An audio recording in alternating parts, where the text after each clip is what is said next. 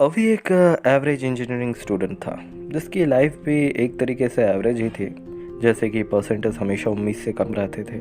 College की crush ने कभी ज़िंदगी में भाव नहीं दिया और वर्कआउट मोटिवेशनल वीडियोस देख के मोटिवेट होकर साल में 3-4 बार तो वो वर्कआउट कर ही लेता था। और अभी का स्टाइल और लुक्स तो इतना अमेजिंग था कि 22 साल की एज में वो अभी तक सिंगल ही था। बट इंडिया में सीधे साधे लड़कों का सिंगल रहना तो आई थिंक आम बात है।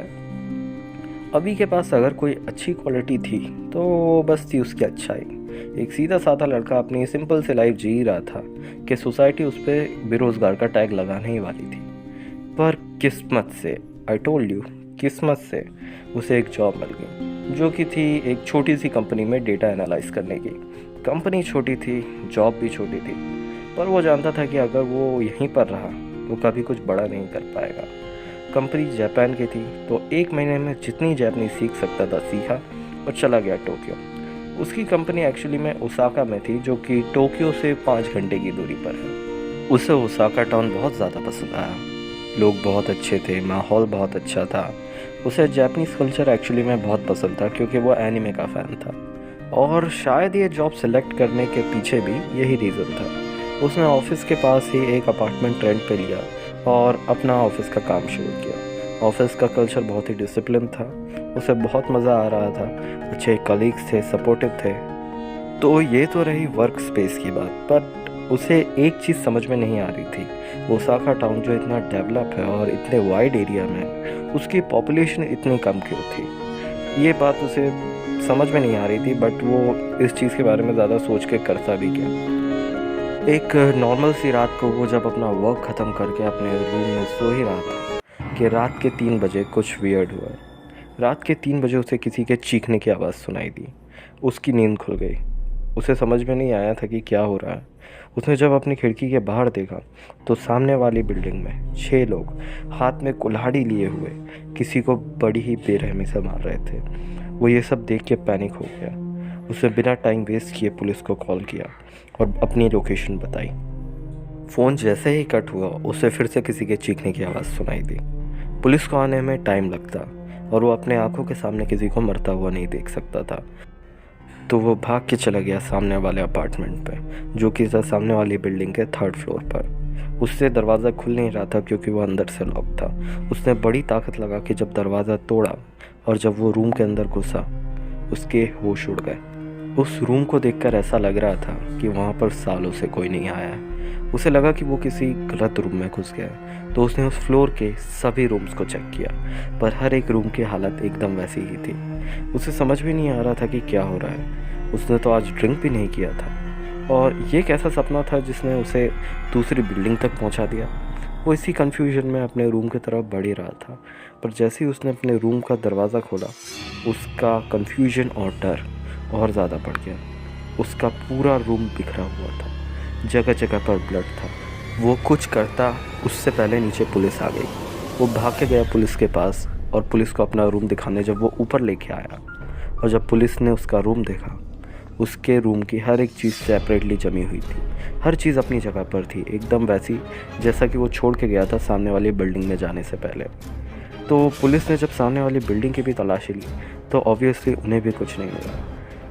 पुलिस को लगा कि अभी ने किसी तरीके का ड्रग लिया है और वह हेल्यूसिनेट कर रहा है, पर जब पुलिस ने उसका ड्रग टेस्ट किया तो रिज़ल्ट एकदम क्लीन था। उसने किसी भी तरीके का कोई ड्रग नहीं लिया था और उसकी मानसिक हालत भी एकदम ठीक थी। तो फिर पुलिस ने एक्चुअली में उसे 7 डेज़ के लिए जेल में डाल दिया, पुलिस पर प्रैंक कॉल करने के लिए। सिचुएशन बहुत वियर्ड होती जा रही थी। उसे समझ में नहीं आ रहा था कि हुआ क्या।